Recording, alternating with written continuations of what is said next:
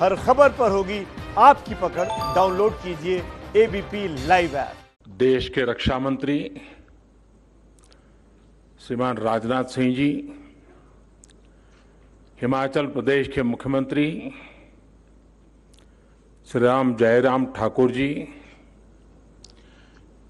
केंद्रीय मंत्रिमंडल में मेरे साथी हिमाचल नो छोकरो अनुराग ठाकुर, हिमाचल सरकार के मंत्रीगण, अन्य जनप्रतिनिधिगण, chief of defence staff general Bipin Rawat ji, army chief, रक्षा मंत्रालय, बॉर्डर रोड ऑर्गेनाइजेशन से जुड़े सभी साथी और हिमाचल प्रदेश के मेरे भाइयों और बहनों, आज का दिन बहुत ऐतिहासिक है। आज सिर्फ अटल जी का ही सपना नहीं पूरा हुआ है, आज हिमाचल प्रदेश के करोड़ों लोगों का भी दशकों पुराना इंतजार खत्म हुआ है। मेरा बहुत बड़ा सौभाग्य है कि आज मुझे अटल टनल के लोकार्पण का अवसर मिला है। और जैसा अभी राजनाथ जी ने बताया, मैं यहां संगठन का काम देखता था। यहां के पहाड़ों, यहां की वादियों में अपना बहुत ही उत्तम समय बिताता था। और जब अटल जी मनाली में आके रहते थे तो अक्सर उनके पास बैठना, गपशप करना, और मैं और धूमल जी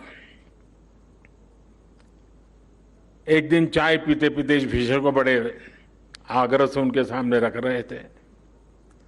और जैसा अटल जी का विशेषता थी, वो बड़ी आंखें खोल करके हमें गहराई से पढ़ रहे थे कि हम क्या कह रहे हैं। फिर मुंडी हिला देते थे, हाँ भाई। लेकिन आखिरकार जिस बात को लेकर मैं और धूमल जी उनसे लगे रहते थे, वो सुझाव अटल जी का सपना बन गया, संकल्प बन गया, और आज हम उसे एक सिद्धि के रूप में अपनी आंखों के सामने देख रहे हैं। इससे जीवन का कितना बड़ा संतोष हो सकता है, आप कल्पना कर सकते हैं। अब से पहले, कुछ मिनट पहले, हम सब ने एक मूवी भी देखी और मैंने वहां एक पिक्चर गैलरी भी देखी, the making of Atal tunnel. अक्सर लोकार्पण की चकाचौंध में वो लोग कहीं पीछे रह जाते हैं जिनके परिश्रम से ये सब संभव हुआ है। अभेद्य पीर पंजाल का उसको भेद कर एक बहुत कठिन संकल्प को आज पूरा किया गया है। इस महायज्ञ में अपना पसीना बहाने वाले, अपनी जान जोखिम में डालने वाले मेहनतकश जवानों को, इंजीनियरों को, सभी मजदूर भाई बहनों को आज मैं आदर पूर्वक नमन करता हूं। साथियों, अटल टनल हिमाचल प्रदेश के एक बड़े हिस्से के साथ साथ नए केंद्र शासित प्रदेश लेह लद्दाख की भी लाइफलाइन बनने वाला है। अब सही मायनों में हिमाचल प्रदेश का ये बड़ा क्षेत्र और लेह लद्दाख देश के बाकी हिस्सों से हमेशा जुड़े रहेंगे, प्रगति पथ पर तेजी से आगे बढ़ेंगे। इस टनल से मनाली और केलोंग के बीच इसकी दूरी 3-4 घंटे कम हो ही जाएगी। पहाड़ के मेरे भाई बहन समझ सकते हैं कि पहाड़ पर 3-4 घंटे की दूरी कम होने का मतलब क्या होता है। साथियों, लेह लद्दाख के किसानों, बागवानों, युवाओं के लिए भी अब देश की राजधानी दिल्ली और दूसरे बाजार तक उनकी पहुंच आसान हो जाएगी, उनका जोखिम भी कम हो जाएगा। यही नहीं, ये टनल देवधरा हिमाचल और बुद्ध परंपरा के उस जुड़ाव को भी सशक्त करने वाली है जो भारत से निकलकर आज पूरी दुनिया को नई राह, नई रोशनी दिखा रही है। इसके लिए हिमाचल और लेह लद्दाख के सभी साथियों को बहुत बहुत बधाई। साथियों, अटल टनल भारत के बॉर्डर इंफ्रास्ट्रक्चर को भी नई ताकत देने वाली है। ये विश्व स्तरीय बॉर्डर कनेक्टिविटी का जीता जागता प्रमाण है। हिमालय का ये हिस्सा हो, पश्चिम भारत में रेगिस्तान का विस्तार हो, या फिर दक्षिण और पूर्वी भारत का तटीय इलाका, ये देश की सुरक्षा और समृद्धि दोनों के बहुत बड़े संसाधन है।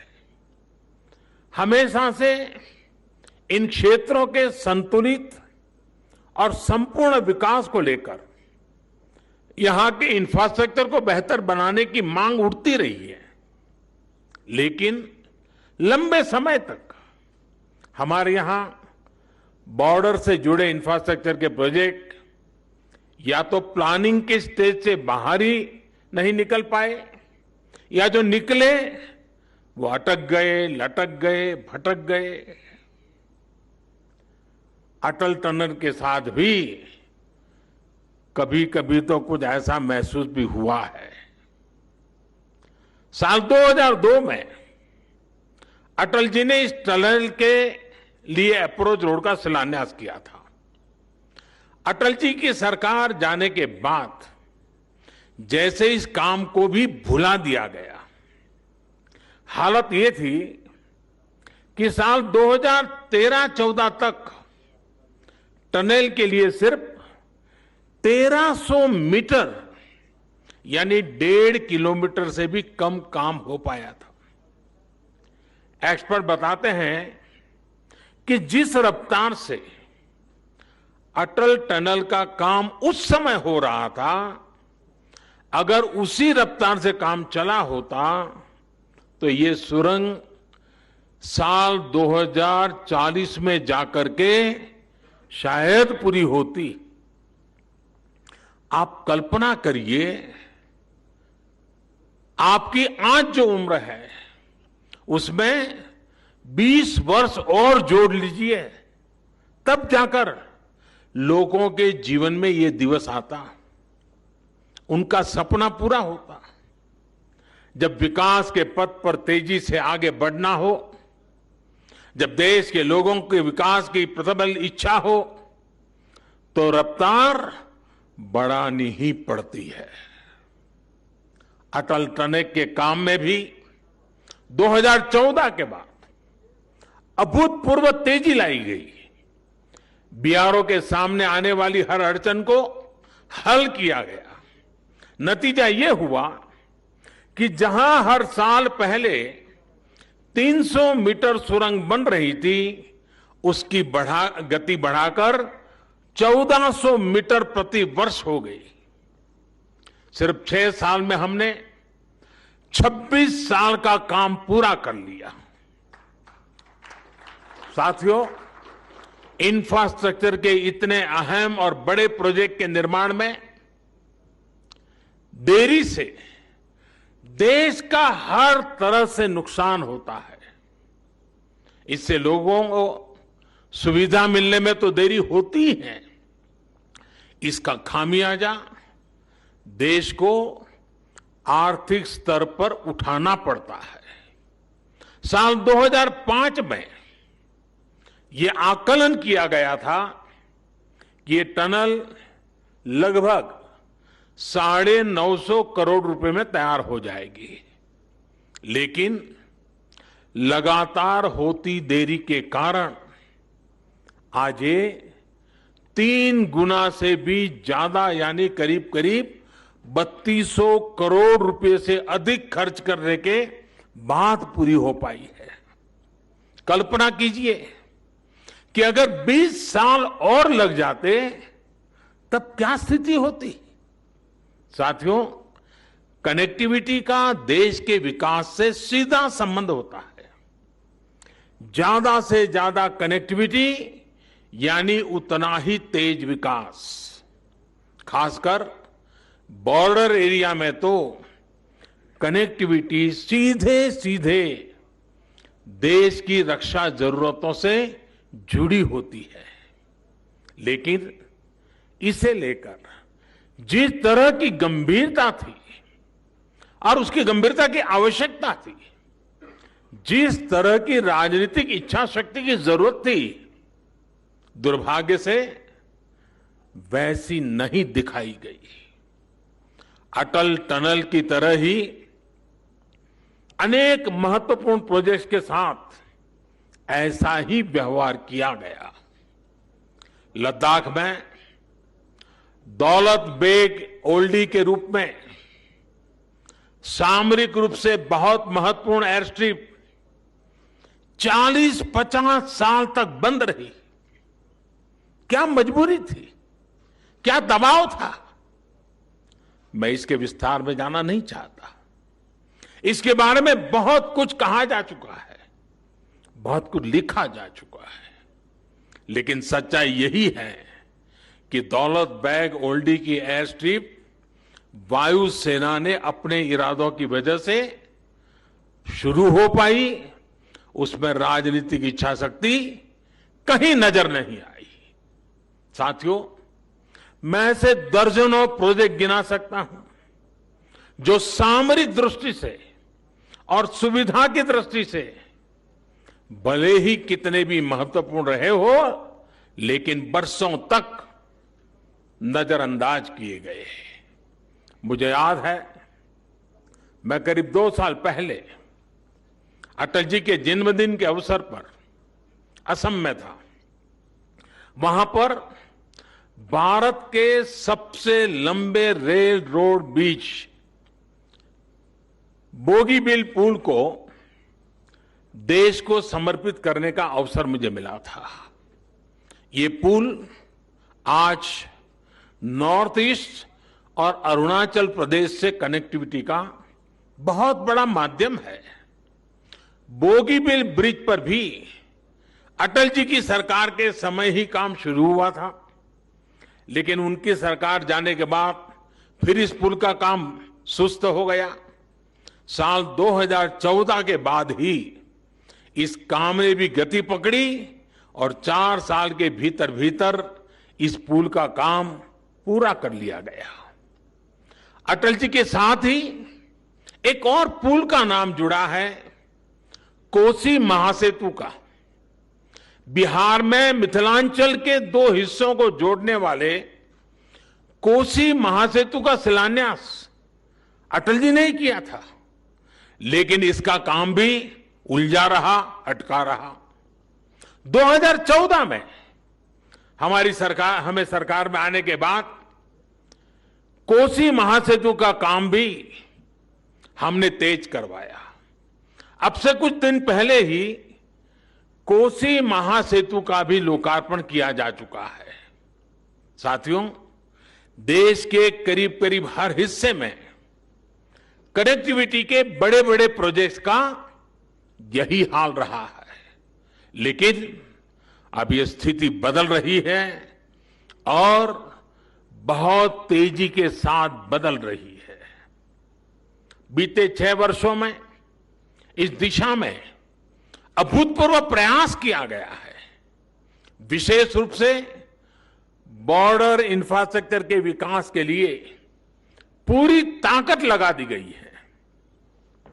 हिमालय क्षेत्र में चाहे वो हिमाचल हो, जम्मू कश्मीर हो, करगिल लेह लद्दाख हो, उत्तराखंड हो, सिक्किम हो, अरुणाचल प्रदेश हो, दर्जनों प्रोजेक्ट पूरे किए जा चुके हैं और अनेकों प्रोजेक्ट पर तेजी से काम चल रहा है। सड़क बनाने का काम हो, पुल बनाने का काम हो, सुरंग बनाने का काम हो, इतने बड़े स्तर पर देश में इन क्षेत्रों में पहले कभी काम नहीं हुआ।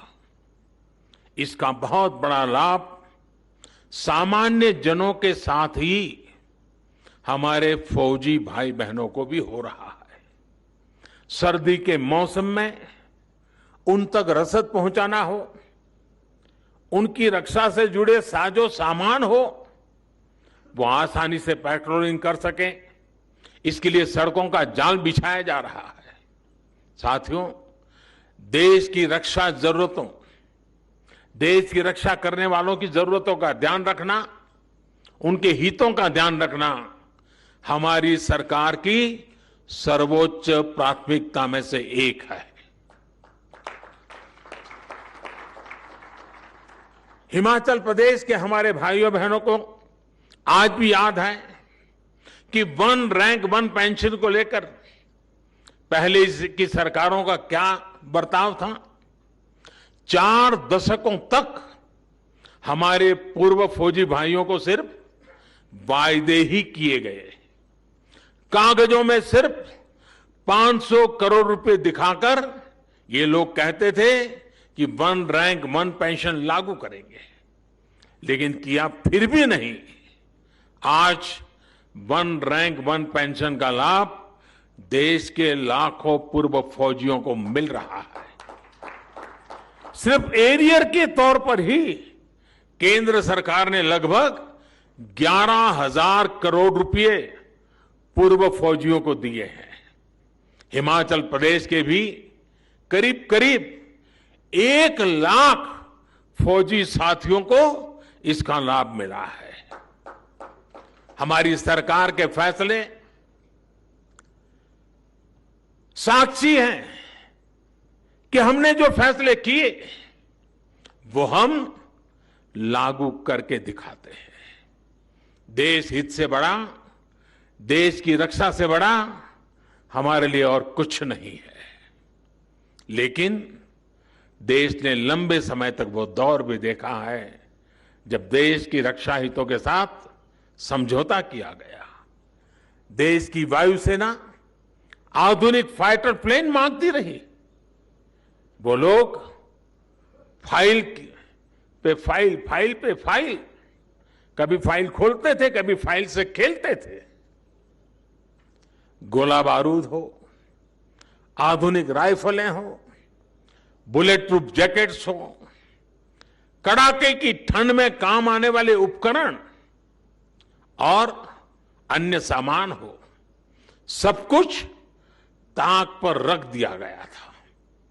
एक समय था जब हमारी ऑर्डिनेंस फैक्ट्रियों की ताकत अच्छों के होश उड़ा देती थी, लेकिन देश की ऑर्डिनेंस फैक्ट्रियों को अपने हाल पर छोड़ दिया गया।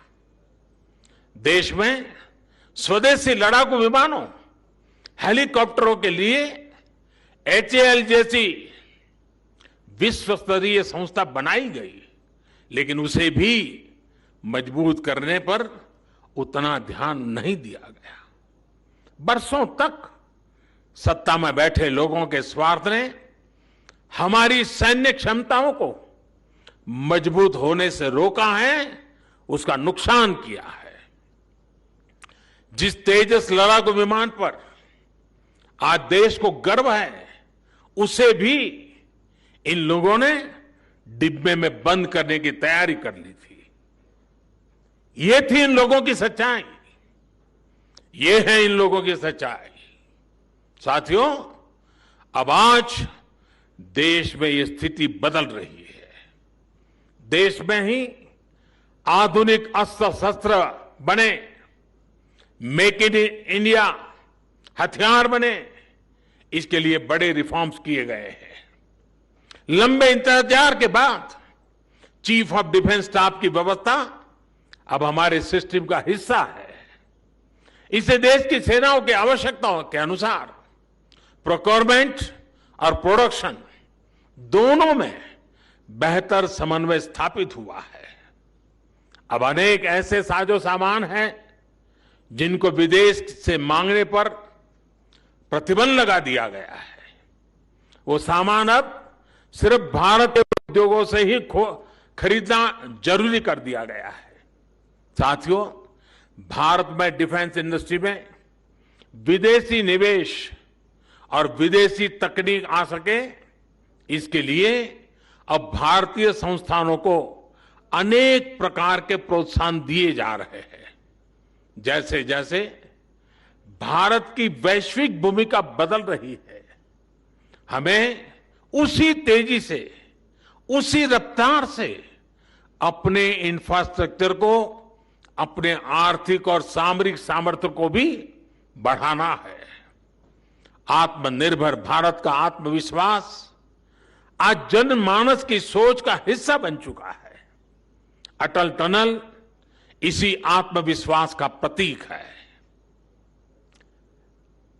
एक बार फिर मैं आप सभी को, हिमाचल प्रदेश को और लेह लद्दाख के लाखों साथियों को बहुत बहुत बधाई और बहुत बहुत शुभकामनाएं देता हूं। हिमाचल पर मेरा कितना अधिकार है ये तो मैं नहीं कह सकता हूं, लेकिन हिमाचल का मुझ पर बहुत अधिकार है। आज के इस कार्यक्रम में समय बहुत कम होने के बावजूद भी